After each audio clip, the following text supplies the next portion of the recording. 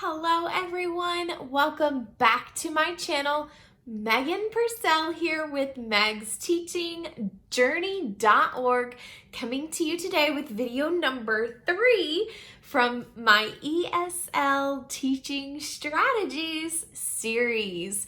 So today we are going to talk all about modeling. But there's a couple things I need you to do first. So I need you to go on ahead and subscribe to my channel if you haven't done so already, and then also click that little bell button that you'll see pop up, and I need you to click that so that you will be notified every time that I upload a new video. So we are gonna hop right into number 3 of my ESL Teaching Strategies video, all about modeling. So here we go.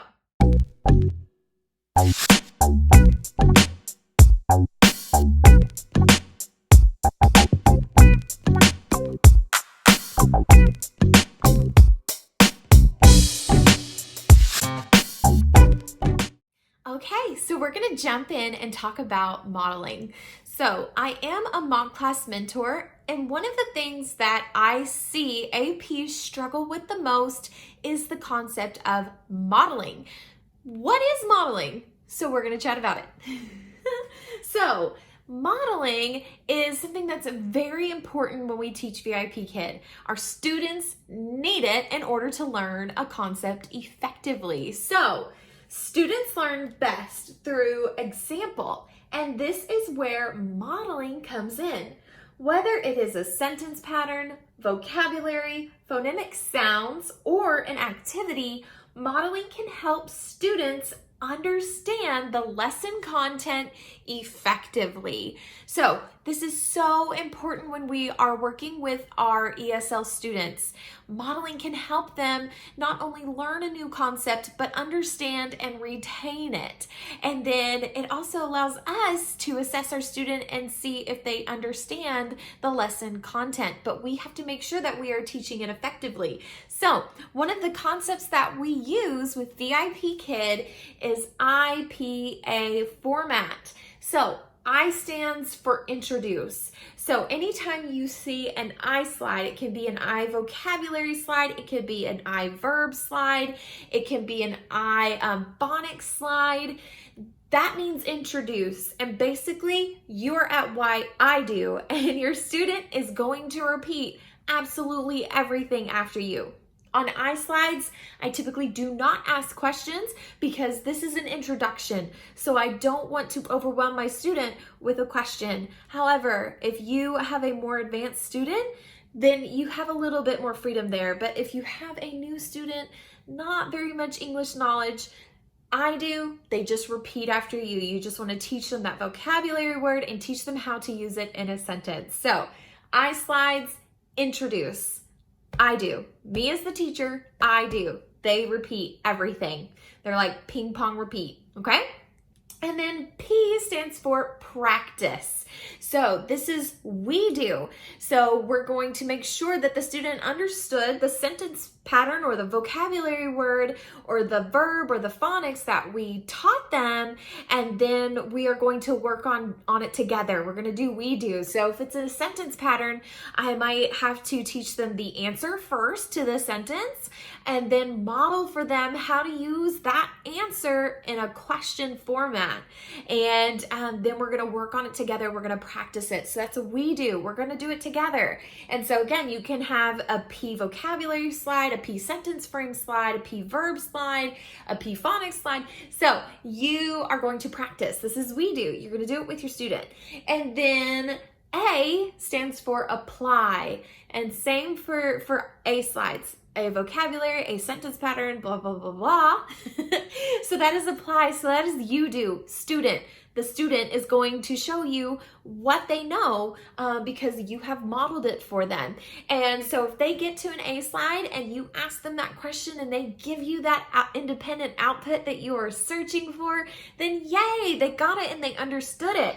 But if you get to an A slide and they're still really struggling, then that means we need to probably hit back to practice. So that doesn't mean go back to the practice slide. That means just work on it a little bit more on the A slide. You may may have to model it for them again.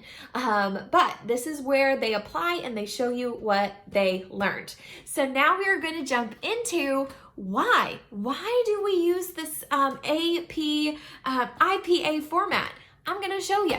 So here is a way that we do not want to model for our student, okay? So here we go. Ball. Yes, good. She plays with the ball.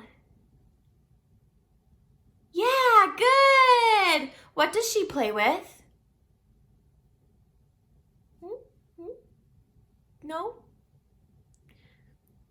Okay, so that is exactly what we do not want you to do. So if I'm going to teach my student a vocabulary word and a sentence, this is how I'm going to do it. Oh, and a question. This is how I'm going to do it. So first thing, I want to make sure that they know the vocabulary. So if they are learning the word ball, I want to introduce that to them. And how we do that is we use that ping pong repetition. We want our students for lower level to repeat new vocabulary at least twice before we jump in and use it in any kind of a sentence. Same with our upper level students. So we don't need to do that ping pong effect, but I do want to model that vocabulary for them, get them to repeat back to me. If they happen to not get it on that first try, then we'll repeat it a second time. But because they are more advanced, I want to give them the benefit of the doubt and let them go on ahead and try saying that word for the second time on their own. And they can do that again once they read the little text that comes with their vocabulary. So with upper level, it's not so strict, but with lower level, it's really, really important that we use that ping pong repetition at least twice. Okay, so here's why we use IPA format. So I'm going to introduce ball. Good job. Ball. Yes. She plays with a ball. She plays with a ball. Yes. She plays with a ball. Yes, good job. So that was introduce. They just repeated absolutely everything after me. So now I want them to learn how to use this in a sentence pattern format. So this would be a practice slide. So what I want them to learn is, what does she play with? She plays with a ball. So we're gonna break it down and we're gonna do this together. So here's how we do this. She plays with a ball. Yes, she plays with a ball. Good. And if I want to take it a step further to help model a question and an answer, I might pull in another prop, and I might ask a question with my prop so that they know when I ask that question, I want a certain answer. So I might ask Mike here, Mike, what does she play with? She plays with a ball. Oh, and then I'll ask my student, what does she play with? She plays with a ball. Yes, very good. And so we might spend some more time practicing. I might ask, what does he play with? He plays with a ball. Good. So we've practiced that together. I modeled it for them and they've now practiced that sentence pattern. So now what I want them to do is to show me what they know. And so I'm just going to ask them a question and see if I can get that answer. So this is an A slide.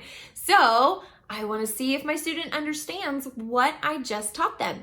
So I'll just ask them a question.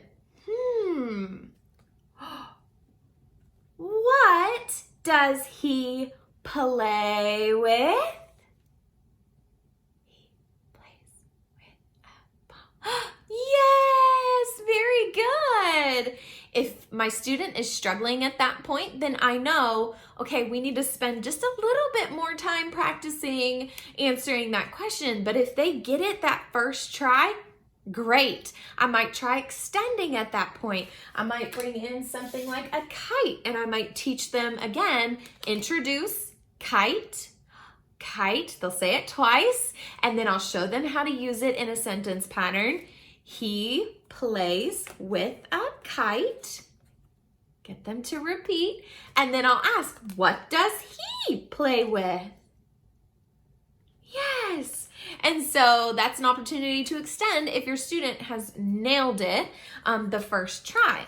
But if not, then you want to spend just a little bit more time, not too much time, but just a little bit more time practicing with your student to make sure that they can apply it on their own. I want to tell you about the how. So how do we use it? I kind of gave you a demo, but I want to give you a formula on how to use this IPA format. So, of course, I is introduce. What do I do on all I slides? So, teacher models, student repeats. Model it for them, model the word, model the sentence, model everything, and have them repeat. And then that is I do. So I do, the teacher, I do. And then P, practice. So on all P slides, remember that's we do. You are going to teacher asks, ask a question, and then student tries and needs help. They may try and they may nail it. That's awesome. But they also may try and they need some help. So you can choose to teach it to them first, model it for them, or go on ahead and ask that question and let them try, and then do it together and help them through it. Again, all P slides, we do. A, apply. So remember, that is teacher asks the question and student answers. That's it. That's you do. So hopefully this works. This is just more of a good framework. Sometimes you might have to go back and forth. So if you get to a P slide and they're really struggling, okay, we may have to go back to introduce, but stay on the P slide, but use some of those methods from introduce to help them through the P slide. Same with the A slide. If they're struggling, they may need to go back to practice and they may need some help. That's okay. Don't bounce back and forth between the slides unless you have to, but you should be able to just practice that content on that particular slide. So this is a great formula for teaching IPA format for modeling with VIPKID. Okay, now I want to hop into our intermediate students. So when we model with our upper level students, we don't have to do as much modeling as we do with our lower level students. So by the time they are level 4, level 5, they have had about 2 years of English learning experience, give or take. And so we don't have to model absolutely everything for them. And I talked a little bit briefly about that, but I want to talk about it a little bit more. So those things that we're going to be modeling for our upper level students or intermediate students are a lot of like grammar concepts, vocabulary meanings, things like that. So I do want to model for you just a quick example of how I would demonstrate or model something for my intermediate students. So here we go. Don't have to be super specific with the IPA format, but I am going to show you how I would do that with an intermediate student. So I'm going to start out with I do. I'm going to introduce this concept of soft C to my student. So here is introduce, okay? So when CE and CI are next to each other, they make the S sound. Say S. Good.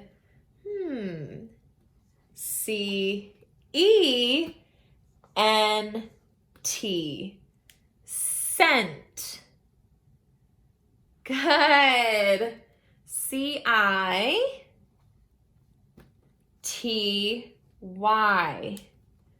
City. Good. Excellent. So that was I do. Now I want to give us a chance to work on it together. So here we go. And this would be on a PowerPoint. You wouldn't have to write it on a whiteboard. So we'll go into now we do and then you do right here on this one slide. So here we go. Okay, let's do this one together. Ice. Good. Okay, you try. Center. Excellent. Okay. Yes, excellent. Okay, remember, circle. Good. Okay, you try. Yes, cinema. Good. Okay, you try. Yes, civil. Excellent. So I moved on from I do, and then we do, and then you do. So it's not so strict with intermediate. So now I want to let you guys get an insider look to what modeling looks like with a lower level student and an intermediate student. So here we go. Store. Store. Good. Store. Store. Good. This is a store. This is a store. Good job. Restaurant. Restaurant. Restaurant. Good. This is a restaurant. This is a restaurant. Yes, good job. Chad, what is this? This is a store. Yes.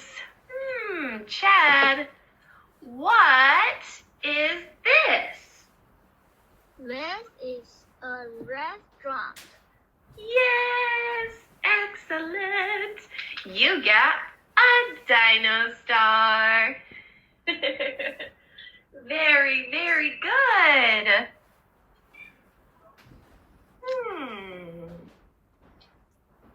Boop. Is this a store? Yes. This is a store. Good job. Is this a store? No. This is not. This is not store. This is restaurant. Oh, very good. This is not a store. This is not a store. Good job. Very nice, Chad. Chad, is this a restaurant? Yes, this is a restaurant. Good.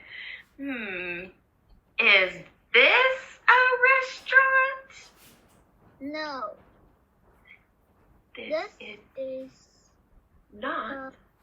this is not a restaurant. This Good. is a store. Yes.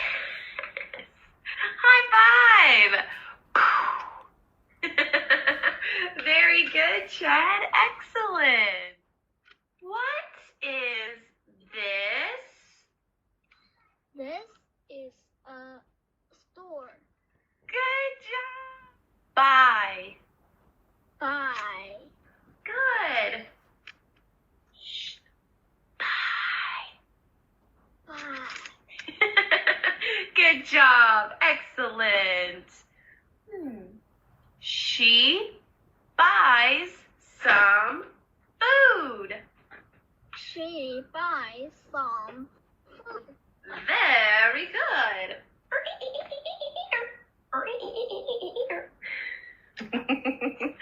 Okay. I, you, we, they. Bought. Yes, good job. Okay. He, she, it. Buys. Yes, good job. Woohoo! Excellent. Here we go. Boop. Who buys? She buys. Yes, good. Who buys? They buy. Very good. Who buys? We buy. Yes, excellent. Who buys? He buys. Perfect. Excellent job. You get a dino star. Very good, Chad. Woohoo.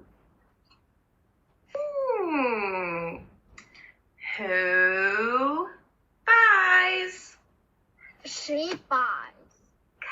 Drag and drop. Good. He buys. Buys a kite. Yes. We buy. What do we buy? We buy a fruit. Ah, good. Yes. Loosen. Loosen. Very good. What does loosen mean? Loosen means to make something not tight. Yes, very good. Excellent. So, I will loosen the lid. It is now loosened. So to make something not tight. Okay, can you read, please? The man is loosening his tie. Good. Loosening. Loosening. Yes. Good. Can you read, please? The farmer loosens the soil because it is good for growing plants. Very good. Okay, let's talk more about silent G. So we talked about what GE says when they are next to each other, but here's something with GN. In some words, G does not make a sound. It is called silent G. So this word is Nate. nat. Nat. Yes, when the combination of GN is at the beginning of a word, the G is silent, so we don't say it. Here we go. Can you read these words? Nat. Now. Gnome. Nash. Good. Excellent reading. Very good. This one right here. Gnaw. Gnaw. Yes, very, very good. I hope you enjoyed today's video on modeling. I would love to hear from you, so please comment below if you found this video helpful. Also, you can send me an email if you have any questions, and if you are stumbling across this video and you are not yet a VIPKID teacher or really early in the VIPKID teacher process, hiring process, reach out to me if you would like to have me as your referral. I would love to help you out through this process, but you do have to email me, and you can sign up using my referral code down below, but do email me so you can have access to my free resources and my free coaching and my free cheering. Yay! And again, don't forget to subscribe to my channel. I will see you all here next time. Thank you for watching ESL strategy number 3, modeling. See y'all next time. Bye.